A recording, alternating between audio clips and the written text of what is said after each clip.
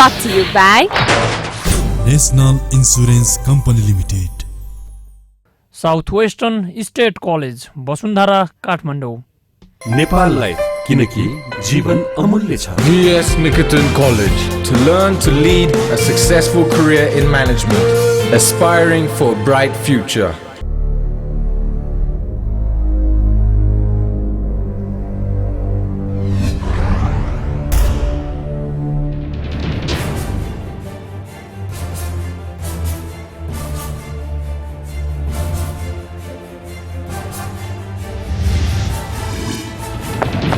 स्वागत छ दर्शकवृन्द कार्यक्रम इकोनोमिक एक्सप्रेसमा। दर्शकवृन्द, इकोनोमिक एक्सप्रेसको यो श्रृङ्खलालाई आज हामीले कुराकानीमा आधारित बनाउन गइरहेका छौँ। यसको लागि हाम्रो स्टुडियोमा हुनुहुन्छ विजय बहादुर शाह, जो नेपाल बीमक सङ्घको अध्यक्ष हुनुहुन्छ, त्यस्तै एनएलजी इन्सुरेन्स कम्पनीको सिइओ हुनुहुन्छ। आउनुहोस् उहाँलाई कार्यक्रममा स्वागत गरौँ। स्वागत छ विजय सर यहाँलाई कार्यक्रममा। धन्यवाद। तपाईँ लामो समयदेखि नेपाली बिमा बजारको अग्रणी एनएलजी इन्सुरेन्सको सिइओको रूपबाट र पछिल्लो समयमा बीमक सङ्घको अध्यक्ष पनि बन्नुभएको छ। त्यति मात्र नभइकन यो नेपाल व्यवस्थापन सङ्घबाट चाहिँ तपाईँ उहाँहरूले चाहिँ एउटा अवार्ड पनि दिनुभएको छ यो वर्षको कुशल व्यवस्थापकको रूपबाट। अब तपाईँले नेपाल बीमक सङ्घ र सिङ्गो इन्सुरेन्स इन्डस्ट्रीलाई कसरी लैजाने योजना बनाउनुभएको छ? प्रारम्भमा यहाँबाट कुरा सुरु गरौँ न। एनएलजी इन्सुरेन्स कम्पनीको प्रमुख कार्यकारी अधिकृत र त्यसपछि नेपाल बीमक सङ्घको अध्यक्षको नाताले एनएलजी इन्सुरेन्समा मात्रै सीमित नरहेर सम्पूर्ण बिमा उद्योगको चाहिँ इस्युजहरूको बारेमा पनि सोच्नुपर्ने जिम्मेवारी आएको त छँदै थियो। त्यसपछि नेपाल व्यवस्थापन सङ्घले वर्ष 2014को लागि उत्कृष्ट व्यवस्थापकको सम्मान मलाई दियो, पुरस्कृत गर्यो, जो आफैमा चाहिँ एउटा गर्वको कुरो पनि हो र त्यसको साथसाथै एउटा ठुलो जिम्मेवारीको कुरो पनि हो। किनभने पुरस्कृत हुँदाखेरि त खुसी लाग्छ नै, तर त्यसपछिको जिम्मेवारी बोधले अझ मानिसलाई गम्भीर बनाउँछ र जीवनमा केही अझै अलिकति केही अरू बढी अझ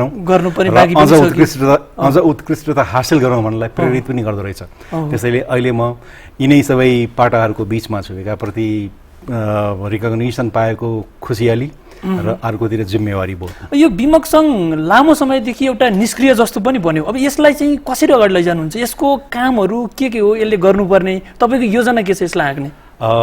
यो वास्तविकता हो। नेपाल बीमक सङ्घ लामो समयदेखि निष्क्रिय रहेको थियो। त्यसका कारण धेरै होला, तर तिनी कारणहरूभन्दा पनि अहिले चाहिँ म के सेयर गर्न चाहन्छु भने बीमक सङ्घ बिउतिएको छ। विगतमा हामीहरूकै आफ्नै कमी कमजोरीले गर्दाखेरि या सामञ्जस्य राजनीतिको प्रभाव त होइन नि नेपालमा त? किनभने प्रत्येक कुरा राजनीतिबाट प्रभावित हुन्छ। राजनीतिकै प्रभाव त प्रत्यक्ष प्रभाव त होइन, तर अब केही न केही चाहिँ अब सबै चिजको प्रभाव पर्छ।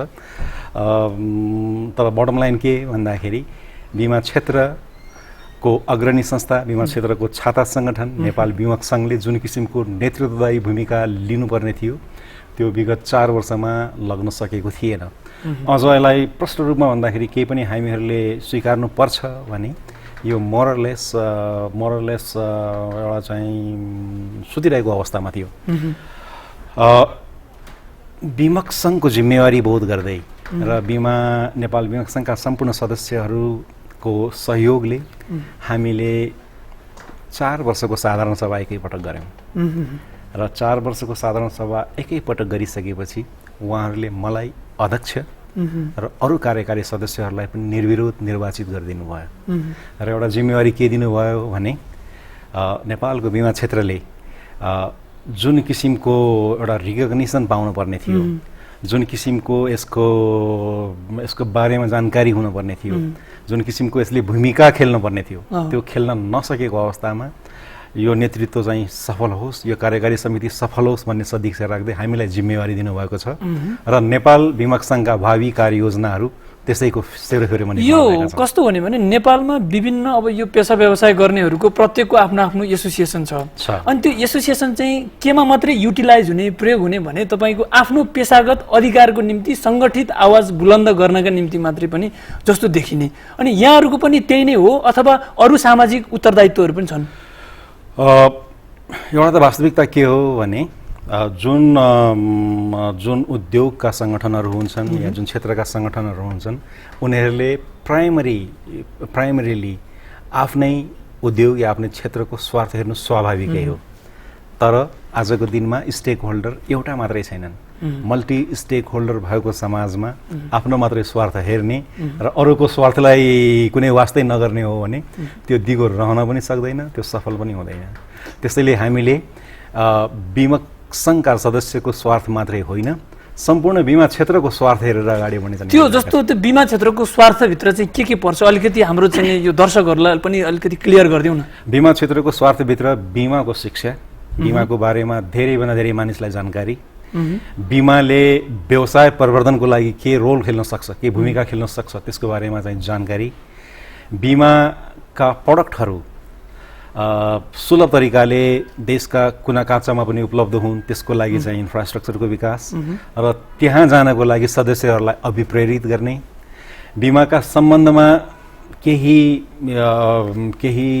अप्ठ्याराहरू आइपरे या बीमाका क्षेत्रहरूमा सर्भिस डेलिभरी अलिकति कम भयो, अलिक ढिलो भयो भने त्यसलाई टेक्नोलोजीको सहयोगले कसरी चाहिँ छिटोभन्दा छिटो डेलिभरी गर्न सक्छ त्यतापट्टि पनि शोध अनुसन्धान गर्ने र बीमक सदस्यहरूलाई त्यतापट्टि लाग्नु पनि अभिप्रेरित गर्ने। जस्तो यहाँहरू कम्पनी आफैले चाहिँ अहिलेसम्म के गर्नु भएको छ भन्ने कुरा, खालि यहाँहरू चाहिँ जस्तो अब काठमाडौँ केन्द्रित उपत्यका केन्द्रित हुनुभएको छ, यहाँको चाहिँ सीमित बिजनेसलाई चाहिँ तानातानको जस्तो अवस्थामा चाहिँ यहाँहरू हुनुहुन्छ, यहाँहरू आफैले गाउँ गाउँमा गएर यसलाई चाहिँ विस्तार गर्ने, त्यहाँ त बिजनेस पनि बढ्थ्यो होला यहाँहरूको, तर त्यो भूमिका चाहिँ तपाईँहरू पछाडि परेको कुरा स्वीकार्न खोज्नु भएको हो?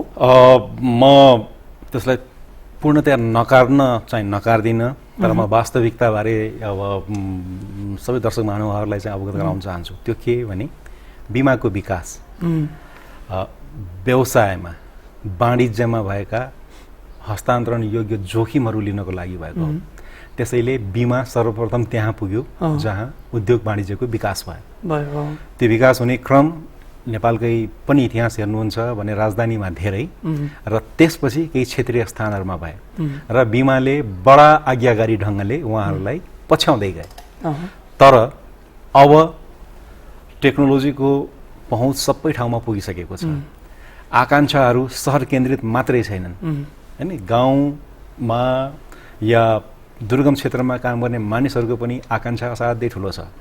त्यहाँ पनि बैंक वित्तीय संस्थाहरू पुगिसकेको अवस्था छ र त्यो परिप्रेक्ष्यमा बीमा त्यहाँ नपुगी सुखै छैन, नम्बर 1।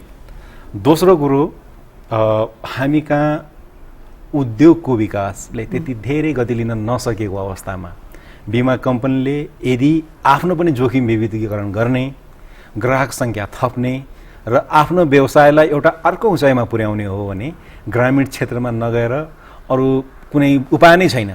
त्यसैले करले होस् या रहरले बीमा समिति ग्रामीण क्षेत्रमा जान्छन् र यो सुखद पक्षको सुरुवात भइसकेको छ र भर्खरै मात्रै बीमा समितिको ले सहजीकरण गरिदिएर हामी सबैले 75 जिल्लामा को उपस्थित हुने भनेर हामीहरूले स्वैच्छिक रूपमा यो तपाईहरु 75 जिल्ला भन्नुभएको छ, 72 जिल्ला जस्तो लाग्यो मलाई, हैन? यो 72 जिल्लामा तपाईहरुको यो कृषि बीमा सम्बन्धी कार्यक्रम लिएर जानको निम्ति चाहिँ यो विविधीकरण भएको हो अथवा चाहिँ ओभरअल तपाईहरुको प्रोडक्टहरु चाहिँ लिएर जानको निम्ति के हो यो चाहिँ? हैन, कृषि बीमाले त्यहाँ चाहिँ प्राथमिकता पाउँछ।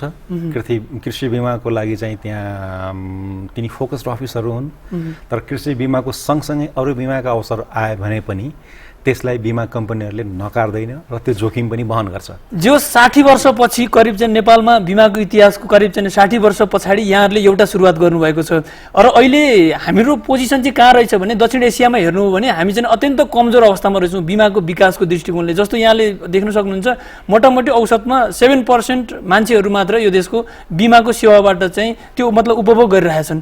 यो त ज्यादै लाजमर्दो स्थिति पनि हो नि, हैन? त्यसलाई यसरी हेर्नुपर्छ, 7% जनसङ्ख्याको 7% सम्म पहुँच भनेको 7% भन्दाखेरि त सानो सङ्ख्या भयो, तर बीमा गर्ने मानिस बीमा योग्य जनसङ्ख्याको प्रतिशत निकाल्ने हो भने त्यो 7 होइन 7 भन्दा धेरै बढी हुन्छ।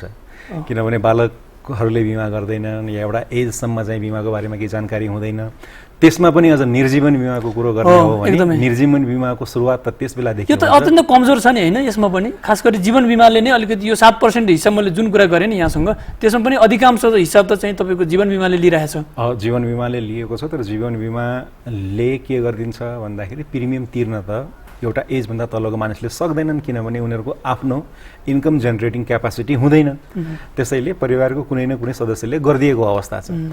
तर मैले भन्न खोजेको के भन्दाखेरि यदि बिमा गर्ने अथवा बिमाको आवश्यकता पर्ने जनसङ्ख्याको सङ्ख्या हेर्ने हो भने र त्यसमा अहिलेको जनसङ्ख्याको 7% अथवा चाहिँ करिब करिब 20 लाख मानिसहरूले बिमाको सुविधा लिइरहेको अवस्थालाई त्यसले भाग गर्ने हो भने यो प्रतिशत 7% भन्दा धेरै हुन्छ, जुन चाहिँ सार्क रिजनमा भएका अन्य मुलुकको पनि हाराहारीमै पर्दछ।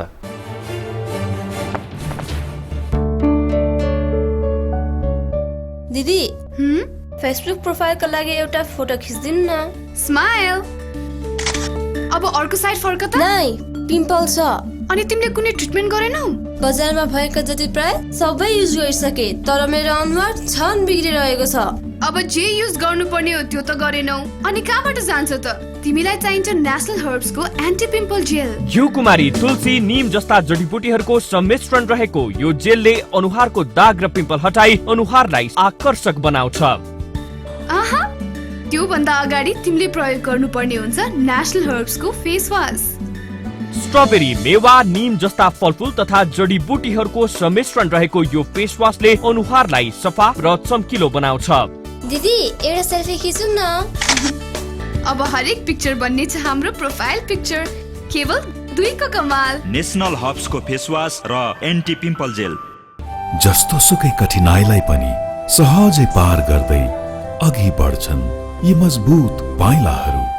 मद्दतका लागि हरदम तयार भई अघि बढाइरहेका छौं माछापुच्छ्रे बैंकका यी पौरखी हातहरू। माछापुच्छ्रे बैंक लिमिटेड, अझ सबल, उत्कृष्ट एवं विस्तारित। फोडफोड हुन्छ, आगलागी हुन्छ, बाढीले लैजान्छ, आफ्नो धनको बिमा गरेमा सुरक्षित भइन्छ। ए सुनिल, के गाइरा? तिमीलाई थाहा छ चोरी, डकैती, आगलागी, भूकम्प जस्ता विपत्तिहरूबाट धन सम्पत्तिमा हुन सक्ने नोक्सानीको क्षतिपूर्ति पाउनको लागि बिमा गर्नुपर्छ नि। ए हो र? हो नि, म त नेशनल इन्स्योरेन्स कम्पनीबाट बिमा गरेर ढुक्क भएको छु। तपाईँ पनि नेशनल इन्स्योरेन्स कम्पनीबाट आफ्नो सबै सम्पत्तिको बिमा गरी ढुक्क हुनुहोस्। National insurance company limited.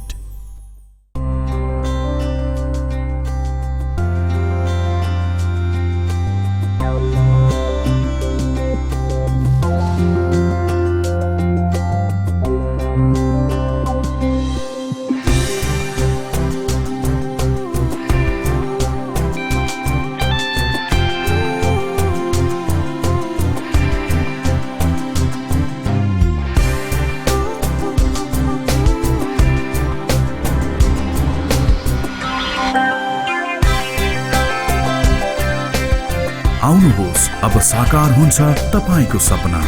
राष्ट्रिय वाणिज्य बैंक, तपाईको आफ्नै बैंक।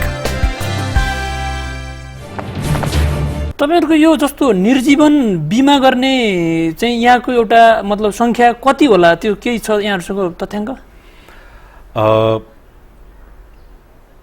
हामीसँग अब मलाई अहिले तुरुन्तै चाहिँ मैले पर्सेन्टेजमा मोटामोटी अब जस्तो फिगर के छ हामीसँग चाहिँ के छ भन्दाखेरि भेरी क्लोज टु 6%। अब कम्पनीको हिसाबले चाहिँ तपाईहरु 17 वटा कम्पनी हुनुहुन्छ हैन निर्जीवन बिमाको उसमा। हजुर। तपाईहरुले अहिले यो निर्जीवन बिमा भित्र के कस्ता अब जोखिमहरुलाई चाहिँ कभर गरिराख्नु भएको छ? खास गरी चाहिँ हामीले निर्जीवन बिमा कम्पनीले वहन गर्न सक्ने सबै किसिमका जोखिमहरु वहन गरिरहेका छौं। जस्तो ठुला चाहिँ संरचनाहरुको त यहाँहरुले अहिले पनि बिमा लिनुहुन्न नि? हामीले लिन्छौं, तर कस्तो छ भने हाम्रो क्षमता भन्दा बाहिरको जोखिम भयो भने हामीले पुनः जस्तो यहाँको यो तपाईको कमर्सियल कम्प्लेक्सहरु, यो ठुला चाहिँ यो परियोजनाहरु जति छन् नि, यस्तोको चाहिँ यहाँ बिमा हुँदैन भन्ने त्यो एउटा गुनासो पनि सुनिन्छ। होइन, त्यो सत्य होइन। र यदि कोही त्यस्तो व्यवसायी हुनुहुन्छ जोसँग त्यस्तो किसिमको सम्पत्ति छ र बिमा गर्नलाई इच्छुक हुनुहुन्छ भने हामी तयार छौं, हामी उहाँलाई स्वागत गर्छौं। हामी सबै प्रकारको जोखिमको बिमा गर्छौं, तर जोखिमको मात्रा हेरेर बिमाको दर फरक हुन सक्छ। जोखिमको मात्रा हेरेर बिमितले आफैले वहन गर्नुपर्ने जोखिमको रकम फरक हुन सक्छ। तिनी हुन सक्छन्, तर सबै किसिमको जोखिमहरू वहन गरिन्छ। फर इक्जाम्पल तपाईँलाई म एउटा स्ट्याटिस्टिक्स सेयर गरौँ। हामीले एउटै बिमाले 2000 करोडको पनि जारी गरेका छौँ, तर 2000 करोडको बिमा लेख जारी गर्ने हाम्रो सामर्थ्य छैन। अनि हामीले पुनर्विमकको सहयोग लिन्छौँ र पुनर्विमकले त्यसको ठुलो हिस्सा आफूले पुनर्विमा गरिदिनुहुन्छ।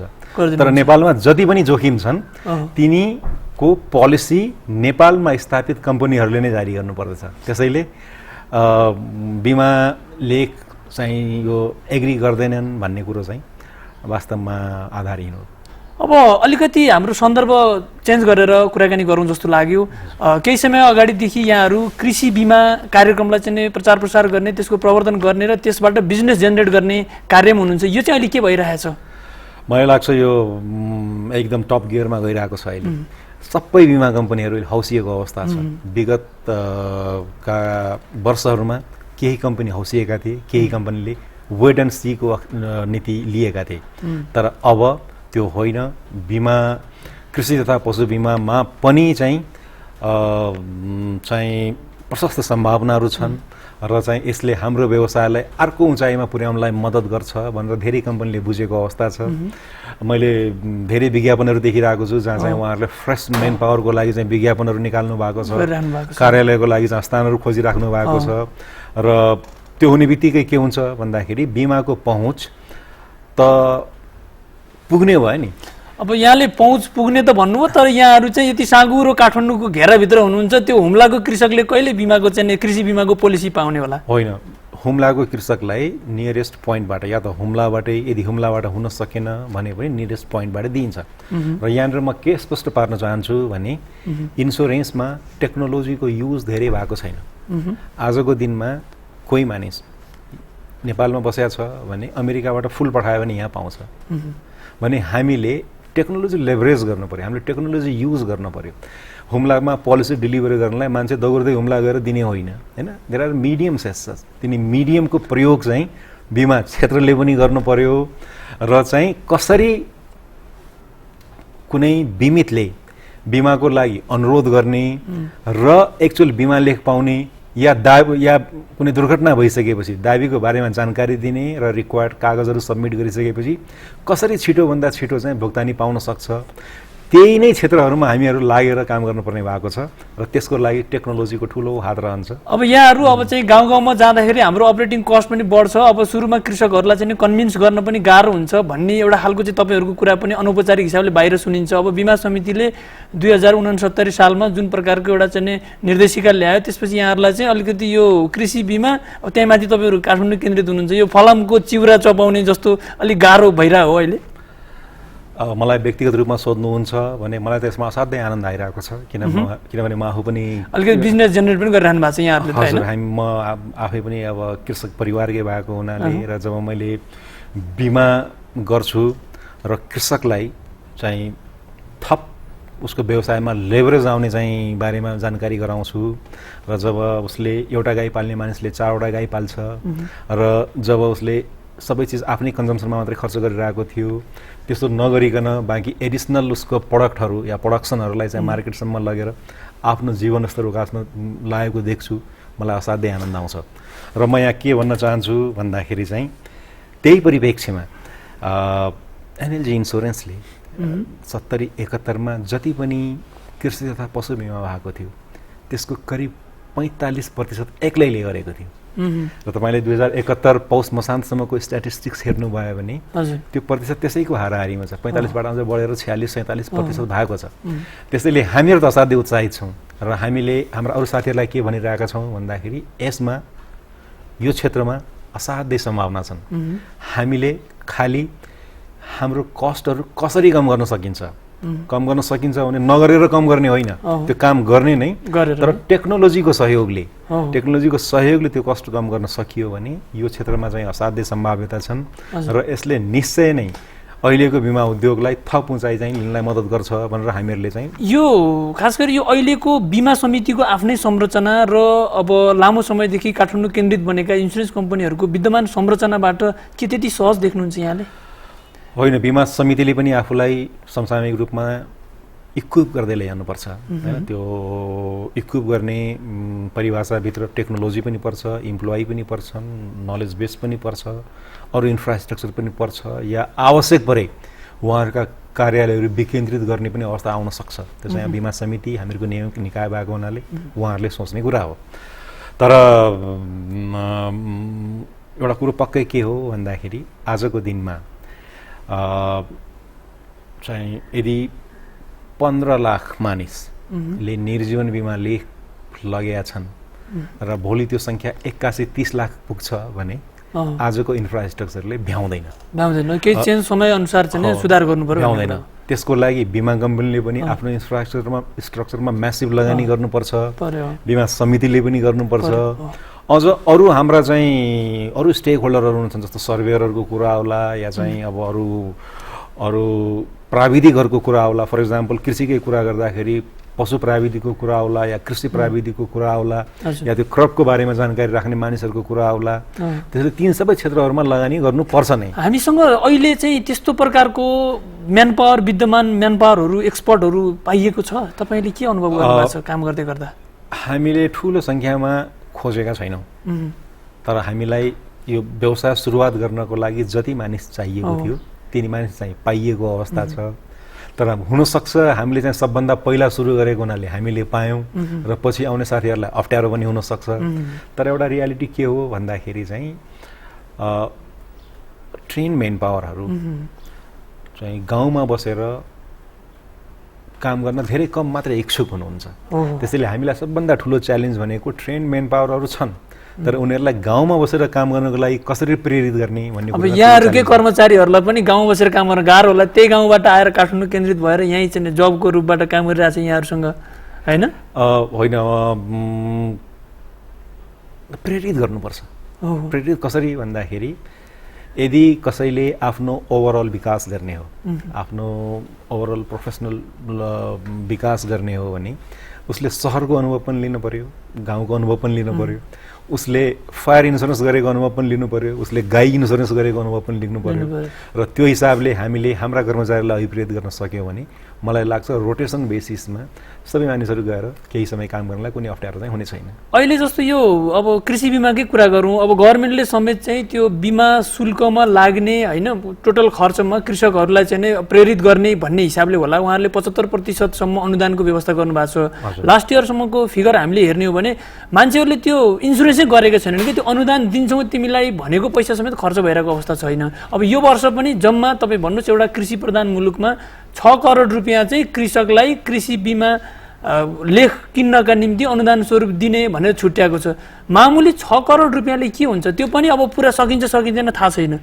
के गर्ने होला यसको विकासका लागि चाहिँ एउटा त के भन्दाखेरि सुरुमा जुन बेला मानिसहरु अनिच्छुक हुन्छन् मानिसहरुलाई बीमा लेखको बारेमा धेरै जानकारी हुँदैन त्यो बेला त्यसमा लाग्ने मूल्यलाई सब्सिडाइज गरेर चाहिँ बजारमा त्यसको बारेमा चेतना फैलाउनु राम्रो कुरो हो सकारात्मक कुरो हो दोस्रो कुरो म के भन्न चाहन्छु भन्दाखेरि यो चेतना भन्ने कुरो एकैचोटी आउने कुरो होइन कृषकहरुको आय स्रोतको एउटा अवस्थाको कुराहरु पनि छ हैन यो अब अहिले तपाईहरु 17 वटा बीमा कम्पनी चाहिँ जोस यो कृषि बीमालाई प्रवर्धन गर्ने दृष्टिकोणबाट अलिकति अगाडि बढिरहेको जस्तो लाग्छ खास गरी बीमा समितिले पनि एउटा उपसमिति बनाएर अगाडि गइरहेछ अब यहाँहरु चाहिँ अब यसमा अलिकति चाहिँ राम्रोसँग अगाडि बढ्नुस् हाम्रो शुभकामना छ म अलिकति तपाईसँग अन्तमा के जोड्न चाहन्छु भने एनएलजी इन्स्योरेन्स जसको सीईओ को रूपबाट यहाँले चाहिँ नेतृत्व गरिरहनु भएको छ त्यसको वित्तीय अवस्था कस्तो छ त्यसको परफर्मेन्स कस्तो छ अलिकति जानकारी गराइदिनुस् न एनएलजी इन्स्योरेन्सको वित्तीय अवस्था